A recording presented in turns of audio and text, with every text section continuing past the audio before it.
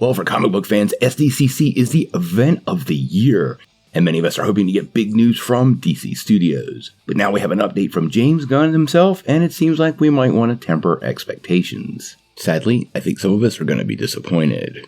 But before we dive into the story, I wanted to give a shout out to our favorite podcast, Who Would Win? Who Would Win is a geek and comedy podcast that debates battles between superheroes and villains from the worlds of comics, sci-fi, and fantasy. It's my favorite podcast out there, and it's linked down below. I gotta encourage you to check it out. As many of you know, we're smack dab in the middle of this writer's strike with no end in sight, and it's already been confirmed that Marvel Studios will be stepping out of San Diego Comic-Con this year. Now, this has led a lot of people, myself included, very hopeful that DC Studios will take the event and run hard, creating a spectacle for their upcoming Chapter 1 Gods and Monsters. But now it seems like DC Studios won't have a presence at all. Recently, James Gunn was asked on Twitter if he is going to attend the event, and he made it absolutely clear. Check it out. Are you going to Comic-Con? To which Gunn responded, I won't be this year, but probably next.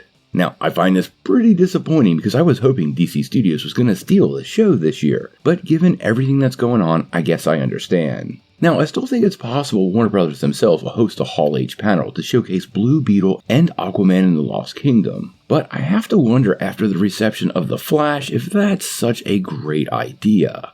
Now, one of the reasons DC Studios may not be attending is they might not have a lot to share. Aside from the recent Superman Legacy casting news, there really isn't much else going on. I suppose the possibility of revealing some concept art or early footage for Creature Commandos would be pretty awesome, but that is a very short list, and at that point, there's really no point in appearing because you don't have a lot to present. Keep in mind, typically studios spend millions of dollars booking out Hall H and putting on these fancy presentations. And given how basically broke Warner Brothers is right now, without a lot to present, this is probably a smart but disappointing move for DC Studios. Now, we talked the other day about how DC Animation is going to have a big presence. I've linked that video down below, and we're all hopeful that SDCC will be big for DC Comics. But it appears DC Studios and James Gunn's new agenda is not going to be a big part of this year's con. Without Marvel and DC Studios at Comic-Con, I have the sneaking suspicion this is going to be a bit of a meh year for the whole event.